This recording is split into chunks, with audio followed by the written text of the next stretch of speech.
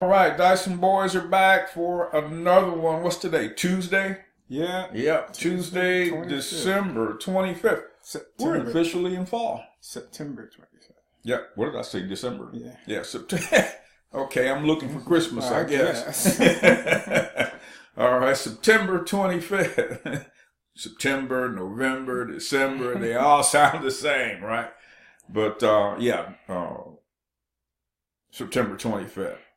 Officially in fall. Yeah, in fall. Yeah. And it feel like it around here. Yes, it does. I guess we'll be seeing all the snowstorms and such here in a bit. All right.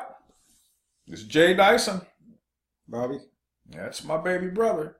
So I guess the Weasel can't find his rock. Nah. He figures it's he's on a roll, you know. Good opportunity. That self-deluded lefty brain of his has him thinking he's in charge. Yeah. You know? Plus the fact, if I can go out and find some more women and become their lawyer, I can keep sticking money in my pocket. And now he's got to go start pulling them off poles and stripper joints, you know, to come up with all this. Now it's moved up. He's kicked it up a notch. Yeah, it ain't just accusations in high school. You know, a one woman here and one woman there. Now that's a rape ring. Yeah. No, he said that he has. We're talking about Michael Avenatti. So when you hear me say Weasel, that's who we're talking about. That's who I'm talking about. Is Michael Avenatti. Michael Avenatti of the Stormy Daniels episode that we had to go through. And I'm sure people remember, you remember Stormy Daniels, the prostitute that Trump allegedly had an affair with, that they were trying to use to get Trump out of office. Digging kind of low when you go get a hoe. Now, and I'm not a poet, okay? But now, Michael Avenatti, the Weasel. So from here on out, he's the Weasel. I won't even call his name.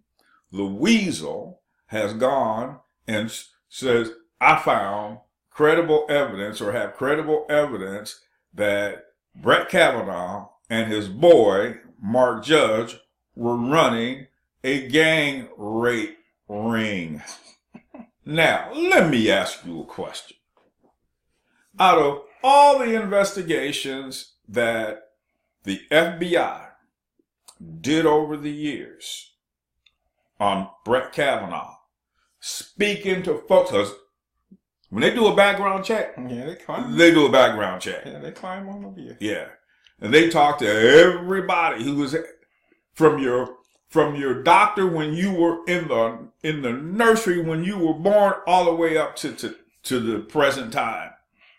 Man, what kind of baby was he in nursery? Oh man, this dude was a rabble rouser, man. He cried all the time, fussy man. Baby. Huh? A fussy baby. Yeah, he's a fussy little baby.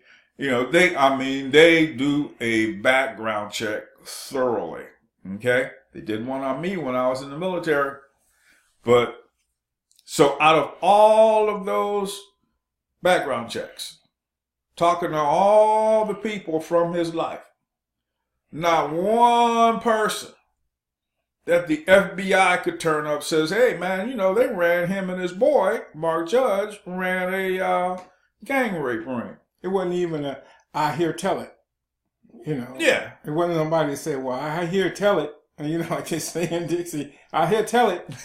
You know? I heard word on the street was somebody told me about somebody they knew that saw it. Yeah. None of that. None of that. None of it. Now, here, over the past several weeks, what the FBI didn't uncover, the Weasel uncovers. Yeah. He digs this up out the ground somewhere. You know. And then says he has credible evidence. Hey, Weasel, the FBI, this is what they do for a living, man. And they have all kinds of resources to do background checks. All kinds of resources. So you mean in his hometown, when he was a teenager, and in college. There's nobody from that period of time that can say that or tell the FBI that, hey, him and his boy ran a gang rape ring. They go out and get all these girls, get them drunk, get them drugged up. Let's see what it was. They had one of those things like in the Men in Black. Click up. Yeah, like Men in Black. Yeah. And then, everybody put on their sunglasses. Put on sunglasses. And then they shoot her and wipe her memory. Yeah. They had one of those. That's why I know one of these women remember this. Yeah. Yeah. Put on your sunglasses. Yeah. If you don't want to be part of this. It's like, Weasel, really? And then you get on television with this crap. And the reason you can get on television with this crap is because that live mainstream media is like, ooh, some more stuff. Yeah. And then Jimmy Kimmel. Who are you? What, you taking lessons from Lorena Bobbitt now? Talking about wanting to cut his penis off? Dude, that's foul. Yeah. And well, he is. So, yeah. He is foul. But let's look at Jimmy Kimmel's past. Thank you. Let's see if we can dredge up. Let's go into all these people's past who are out here saying, I believe her, I believe her, I believe it, and Brett Kavanaugh is this despicable person. Let's look in your past. I bet you we find some stuff with credible evidence for real, though, against you, Wow, the guy was basically a nerd. He was in the... he was in his studies. He was going to be he was going to law school. He was going to be a lawyer. The guy was a nerd. He wasn't, the party animal that they're trying to make him out to be, like they are. This is one of those things where when people are vile, and evil and wicked, they think everybody else is like that too, and they think, well, I was vile and wicked when I was young, so you must have been vile and wicked when you was young, because I know what that looks like. Yeah, because, it's who they are. Because I have experience with that. People aren't going to, people will laugh at you for not being vile and wicked, but, they figure if I did it, everybody else did it. And that's not true, but the left is vile and wicked. They're just evil people. So they assume that everything they do is righteous because they are leftists. We're the smartest people that ever lived. So we got to be right, And no, you don't. Nobody has to believe anything that comes out your mouth. So, when I read that, when I saw that, what Jimmy Kimmel had said, it's like, dude, you are of no use to society. Yeah. You are no good, okay? Here you people like him, here you're out and you're just defaming and character assassination on Brett Kavanaugh all day long, every day. And then you say stuff like that, Jimmy Kimmel, and then you get a pass because you're a lunatic leftist. Yeah. So you get a pass. No one's going to call you on that. But dude, that's some vile stuff, man. That's some vile stuff. Because you're a vile person. Yep. So now you want, if you had the opportunity, Jimmy Kimmel, okay, you would cut his penis off. Dude, that's wicked. Okay.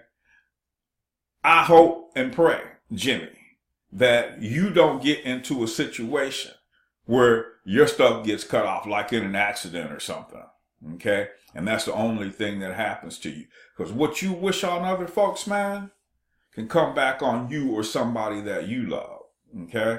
That, again, when I read that, it's like, this dude, man, somebody needs to take the camera away from this guy and a microphone.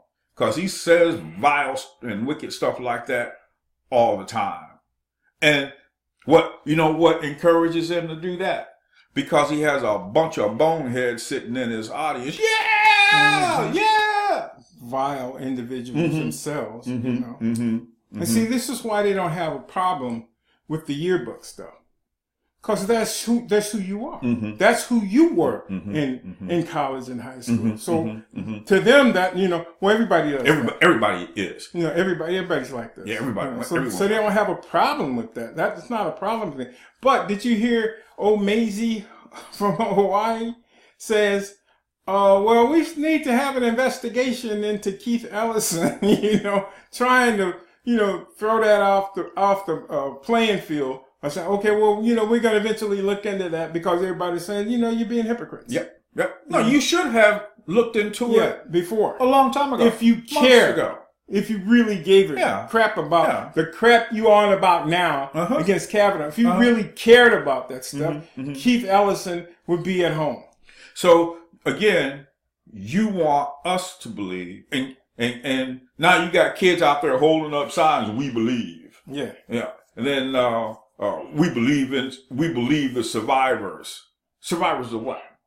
Okay, so now here we have this empty allegation. This dame can't even remember any significant details about it. Neither Blasey Ford or Ramirez. Yes. Neither one of them. But we're supposed to believe them. And then we have Karen Mahoney. Dude, I got the documentation right here. Doctors, everything. Doctors, I got the documentation. Yeah. And then it's like Juanita Broderick said to Dianne Feinstein last week, you wouldn't even read my evidence. Yeah. You wouldn't even read it into the record. Yeah. So you just refused to. So you're a bunch of hypocrites. Yeah. And that's what she called her. You're a hypocrite. Yeah. So you're a bunch of hypocrites. And so now they're trying to act like they're going to investigate Keith Ellison, I guess, soon as this mess was over there. No, you're going to wait for the smoke to settle, for everything to die down, for folks to forget. Yeah. And then do absolutely nothing. Yeah, absolutely. Absolutely. Yes. And what's amazing is these folks on the left, these folks like Jimmy Kimmel and the Weasel and Dianne Feinstein and that lying mainstream media, they think that all of America sees it as they see it. Yeah.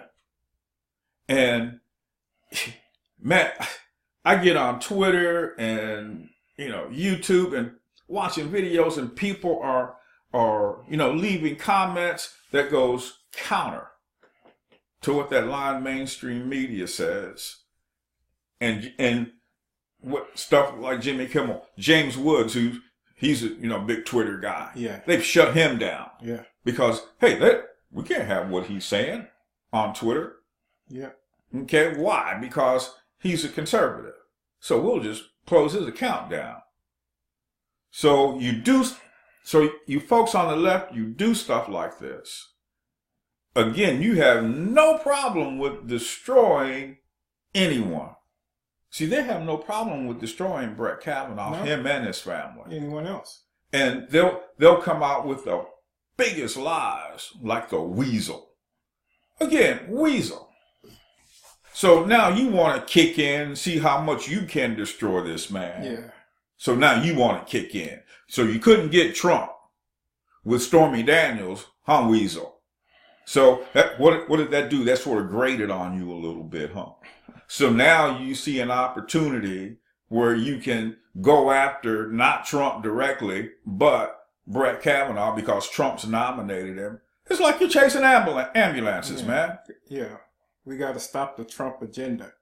We can't have this. We can't have the Supreme Court, with a 5-4 majority, with all the issues that we have, that we need to deal with. We don't need it in the Supreme Court with a 5-4 majority because then our issues will get shot down. Yeah. And then when somebody brings up something against their holy grail abortion, oh my God, this, what if the Supreme Court decides that, not that abortion is unconstitutional, but what if somebody brings a suit against Planned Parenthood and says, they shouldn't be government funded, and then it gets to the Supreme Court, and the Supreme Court says, you're right about that. You're right. They shouldn't be federally funded. Yeah, you're right about that. Yeah. It's stuff like that. It's not just abortion itself, but it's the industry that they build around it that they see crumbling, because Planned Parenthood can't have government funding for what they do,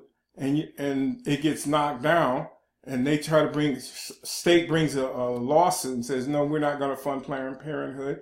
We're not going to let any funds go to Planned Parenthood. Well, of course, they're going to run to the court. ACLU is going to run to the court. And geez, by the time this thing gets appealed, you could possibly lose. Mm-hmm. You know, you might lose at the circuit court level. And the way Trump is stacking the courts with conservatives, and they, with with constitutionalists. And they understand that fully, that their little programs, their agenda to get dismantled. Yeah, it's all being dismantled slowly, but it's being dismantled. And again, man, we can't have a Supreme Court. This is a leftist thinking. And we can't appeal to. Yeah. We can't have a Supreme Court that is not going to do what we want to have done. Yeah, so you get a Supreme Court in the next bakery out there that tells this homo couple that, nah, man, I can't do that because of my religious beliefs. See, that's another thing, too. You want to destroy Christianity. Yeah. Okay, another thing. And then that goes to court.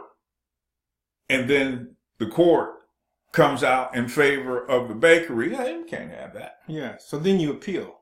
Yeah. And then you go to the Ninth Circuit and they uphold your objection or whatever. Then that gets appealed to the Supreme Court. Now, when the Supreme Court rules, as I keep saying, once they rule, that's it. That's it. Your appeals you don't have any more appeals. You've exhausted them. You've exhausted it. You can try to bring up another case about an aspect of it, but see, it took them 100 years to get us where we are right now. This wasn't done overnight. No. That's why I'm frustrated with some conservatives that think, in 2 years' time, the deep state should have been dismantled. You're going to turn a aircraft carrier on a dime. You're supposed to take that, swing it around 180 degrees and make it go on the same spot. Yeah, no, Doug, you don't do that. You're dealing with something that's been built over 100 years. It's not going to get disassembled overnight.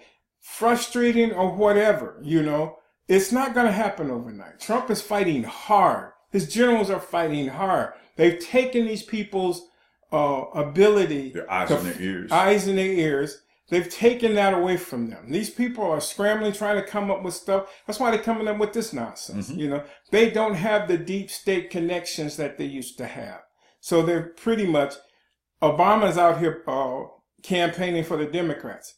He can't get 1,000 people into a venue, into a high school auditorium-sized venue, where you can get maybe 1,300 people in. They can't draw half that number. And they keep saying, we got this blue wave. The blue wave coming. The Democrats out there pounding the bricks and they're working hard and blah, blah. Yeah, but you can't get 200, 700, another 700. How many working for you? Yeah. How many people are part of the entourage? You got 700 folks in the auditorium, but 50 of them work for you. Yeah, or more. Most of them are wackos. These aren't, people that are coming, they aren't average, everyday working people. They're a bunch of leftist wackos. So, all you have to do, people, is watch and listen to what's going on.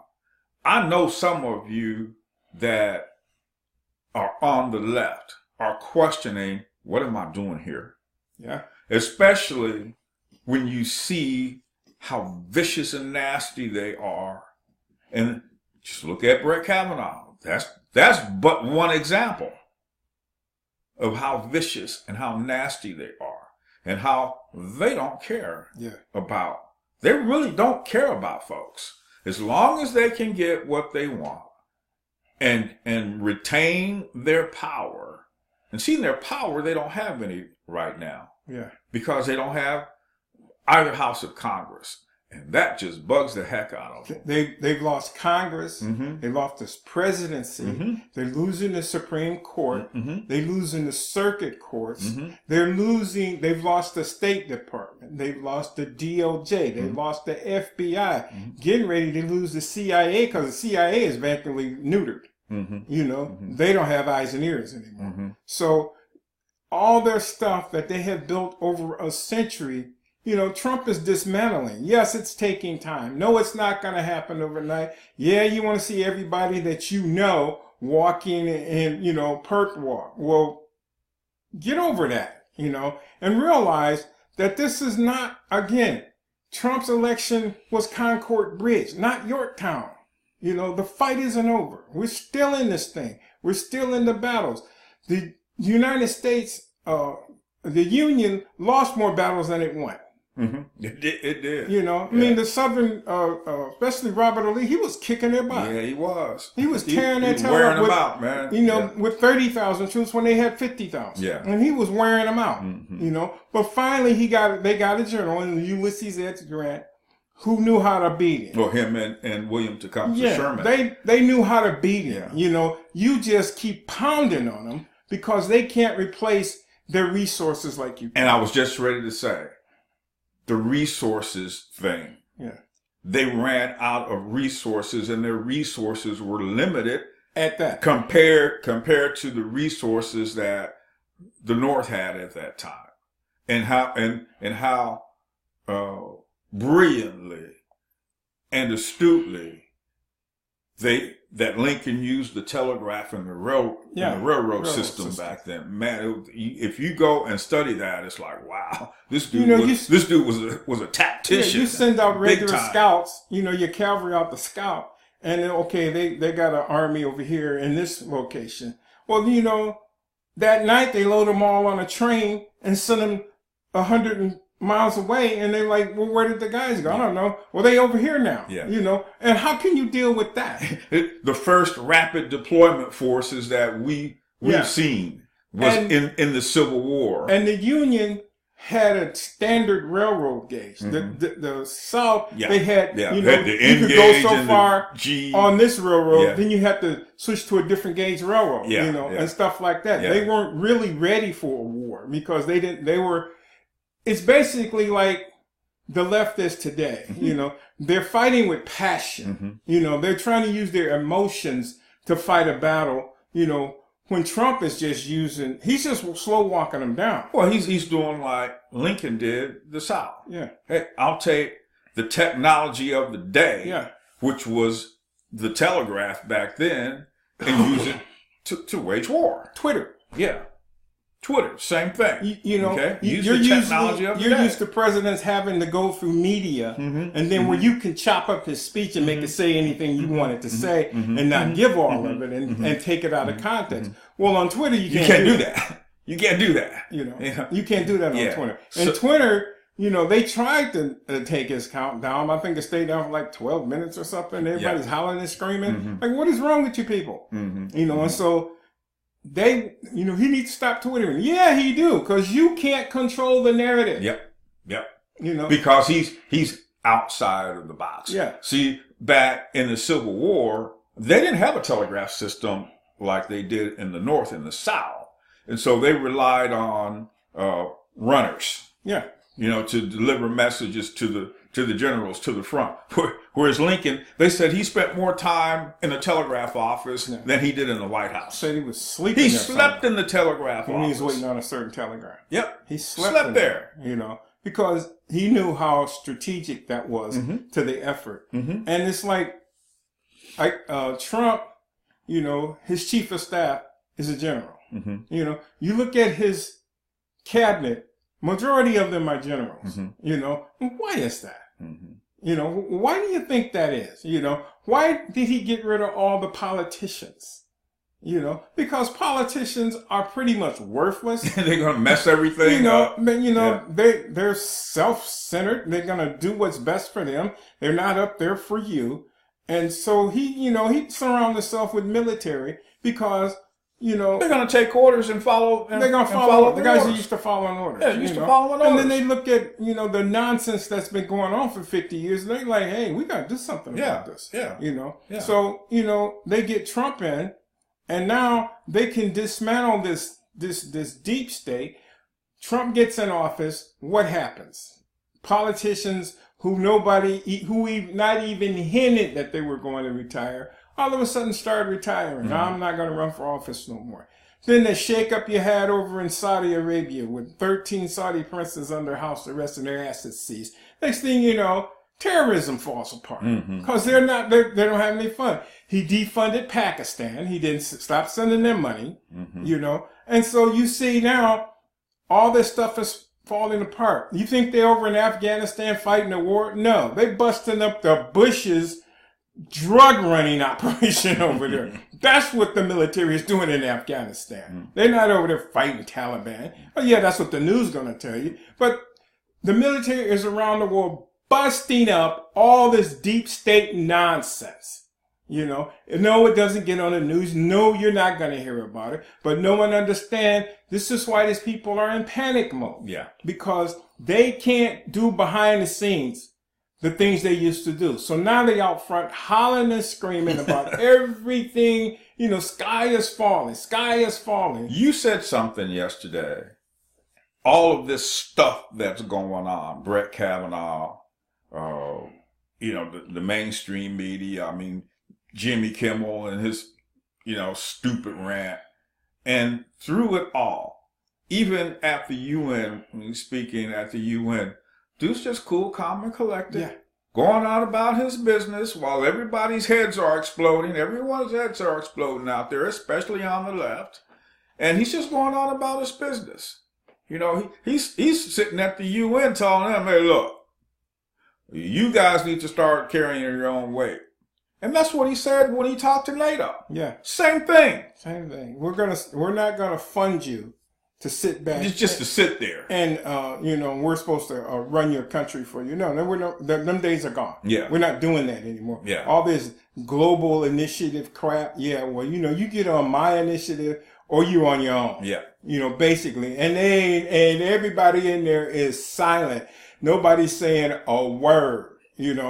Now.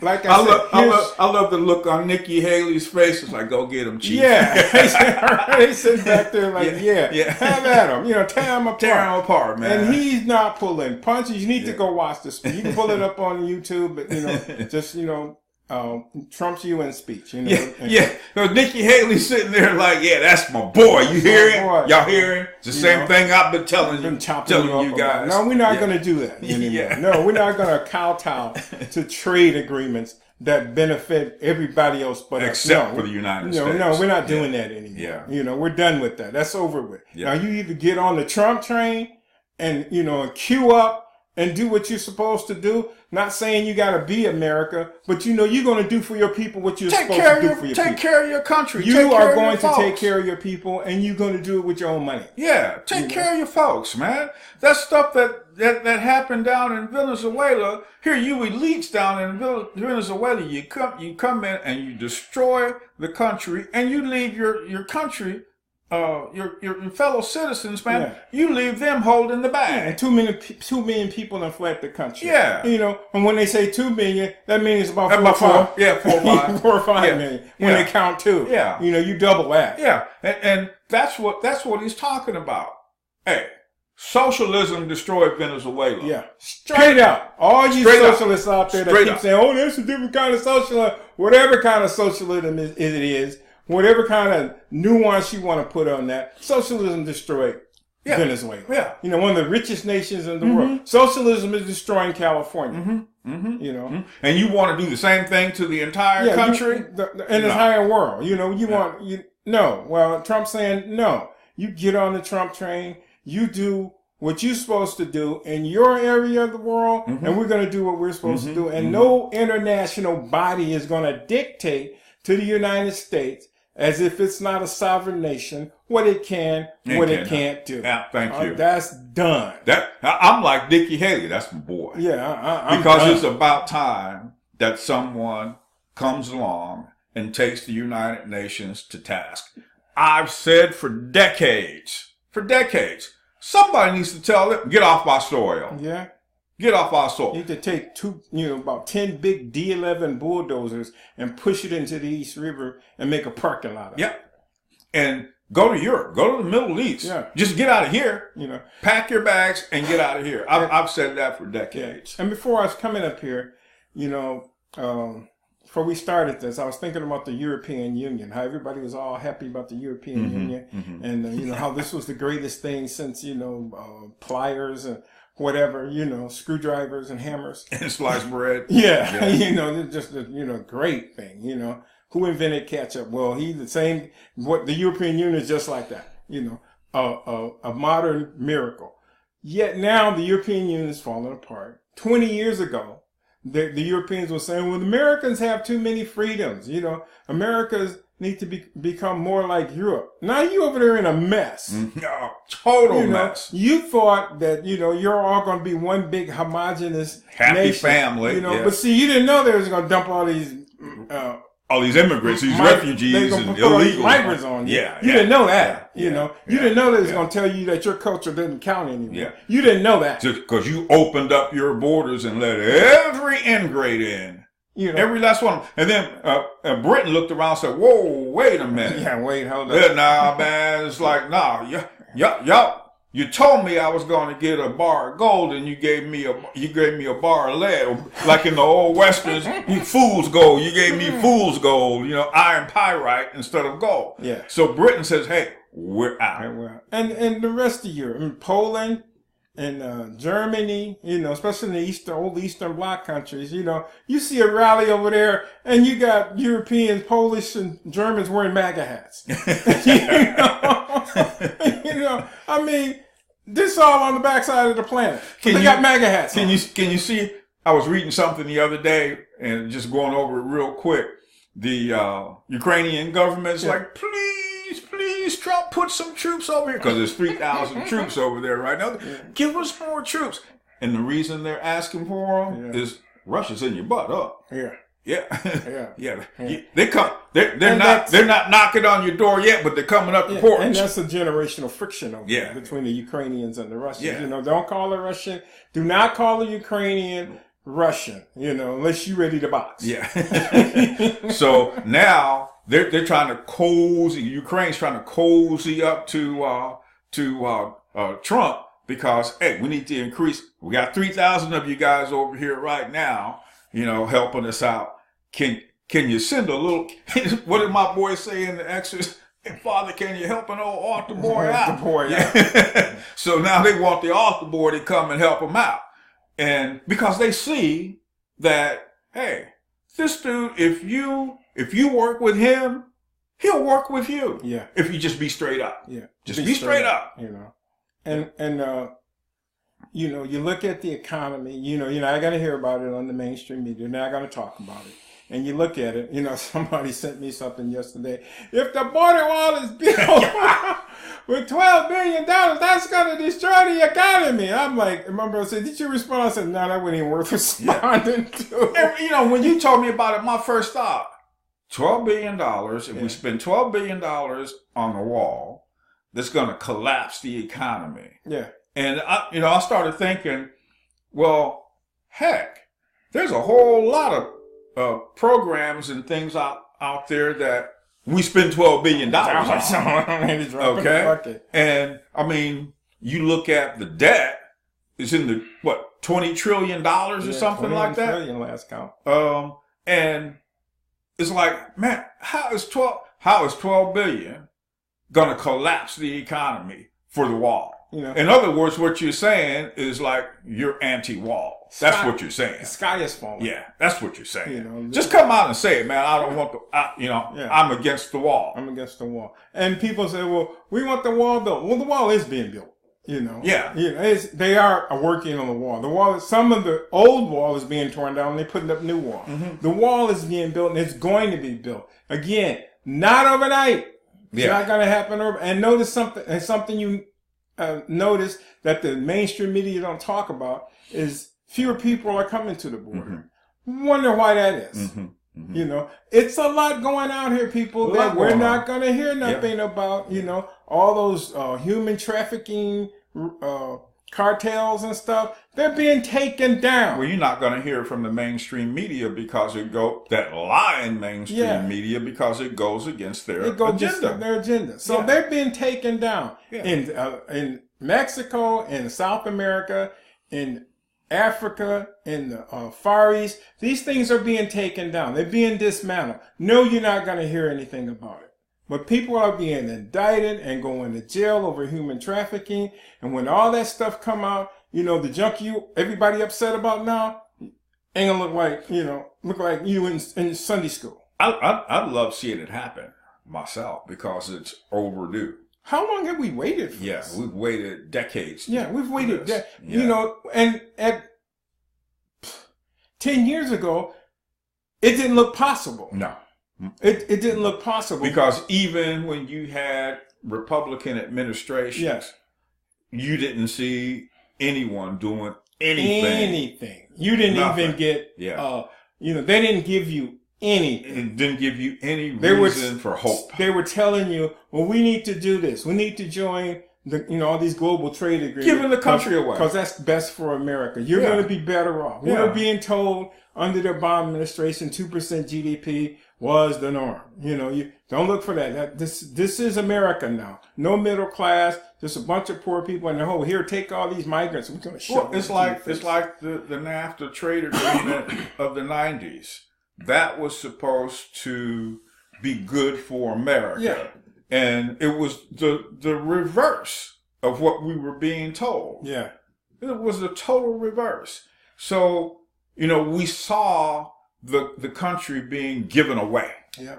We saw citizens in this country struggling along while other countries were benefiting from the fruit of what this country can give. Has built. And that's what we saw. Look at how China, for so many years, came in and it was like a rape, pillage, and plunder with China. Yeah. And they were just like, come on in. Yeah, come on in, man. Not a problem. Our leadership was like, yeah, come on in. Yeah. I remember thinking when Japan started buying up a bunch of movie studios, back in the 80s. I was thinking back then, is how are we allowing that to happen? Everybody was hollering about, Japan's buying up America. Somebody's selling it to them. Yeah, someone's selling it to them. I mean, you looking at the Japanese like they're, wrong. Well, can nobody buy your house if you don't sell it? Yeah, and I distinctly remember, I was living overseas then, thinking, how is that happening? Yeah. Who's allowing this to happen? What happened to our industry? Yeah. And when I say industry, is what happened to our innovation? What happened to our being pioneers out there, like we had always been, and now we're selling all of that off. What about the people of this country? I remember thinking, what about the people of this country? What are my folks supposed to do? And a lot of that back in the 80s, which it just kept pushing me to the right. It just kept pushing me to the right here. Because you're seeing this, and there's always the question, what are we supposed to do? Yeah, yeah. I remember back in the 60s, if you had told somebody that General Motors was going to pick up and leave Flint, they'd have laughed you out of town. They've been like the old pictures we see in the history books back in the day of the guy on the pole, he's all tarred and feathered, and they ride him out of town on the rail. That's the worst. At best, you would have been committed. Yeah. they would have had you out on the second floor at her. Yeah. There's something wrong with this boy. Yeah. Talking about General Motors leaving. General Motors ain't never leaving Flint. And that was a heyday of Flint back in the 60s? Yeah, General Motors ain't never leaving Flint. That was a heyday back then. And I remember my uncle, William Burrell, saying, y'all, this cannot go on like this forever. Mm-hmm. And Mr. Atkinson, Mitchell's dad, it's good right now, but what is it going to look like 30 years from now? I remember him saying that, you can't keep doing this. You can't keep giving us all these benefits. Who's going to pay for that? Yeah. And this was back in the 70s. Yeah. When they were saying this stuff. And everybody was like, man, go on somewhere, sit down. Then in the 80s, it was like, chickens came home to roost. Chickens came home to roost. Then by the 90s, they started tearing the factories down. Yeah. But that's what happened to our country because it was given off a piece at a time. Yeah. And then after a while, it's like pennies. You throw a couple of pennies in the jar. In the 5-gallon water jug. Yeah, and you keep throwing those pennies in there. Next thing you know, you can't lift the jar because it's so heavy. Yeah. So you take it over to a coin star, man, start dumping your pennies in. Next thing you got $200. Yeah. Cash. Yeah.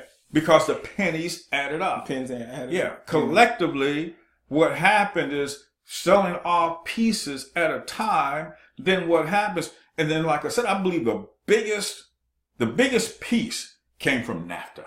Yeah. And so now you got all these pieces being sold off, and over time, what's going to happen? Yeah. It's going to people are going to wake up and see, hey man, what happened? What happened? What, Yeah. Things were sold off a piece at a time, man. And what did Ross Perot say? You're going to hear this giant sucking sound? Yeah. You know, yeah. American jobs going down to Mexico and stuff. And that's what happened. And still Trudeau's butt up there, but he got his day coming. He got a duck coming too. You know, up in Canada? Yeah, he's up there and he's trying to resist, but you know, he's going to have to come around too. You know, he's a die-in-the-wool globalist. So eventually you Canadians, gonna have to get rid of this dude, you know, because he's destroying your nation. You know, forget all that nonsense about globalism and we're saving the world. Yeah, well, you're gonna save the world, but you're not gonna be in the world that you save because he's taxing you senseless. You know, when people are saying, hey, what about I can't, you know, if I pay all these taxes and I pay my mortgage, I don't have any money left. How am I going to live? What am I supposed to live off of? Yeah. And he's like, I feel your pain. You know, you get ready to feel some pain. Yeah. You know, he walked up to me and said, well, I guess I'm going to federal prison because I'm going to punch him in his mouth. You know, I'm going to haul off and pop him in his mouth. Yeah. You know, I feel your pain. No, you're going to feel this. Yeah. Know? I mean, what have I got to lose? I'm losing everything anyway. Yeah. Anyway. All right. I'll give the mash or the smash. If you like what you hear, thumbs up. If you don't like what you hear, thumbs down. Either way, okay with us. Subscribe to our channel if you haven't done so already. Just hit that red subscribe button down there and then hit that bell. Ring it. Okay, that bell is a notification bell.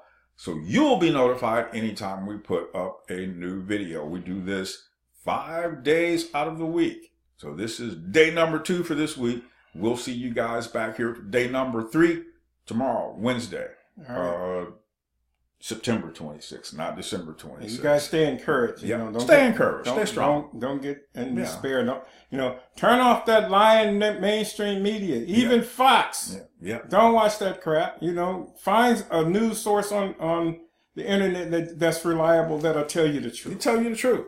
Yep. No holds barred, man. All right. We'll see you tomorrow. All right. Bye.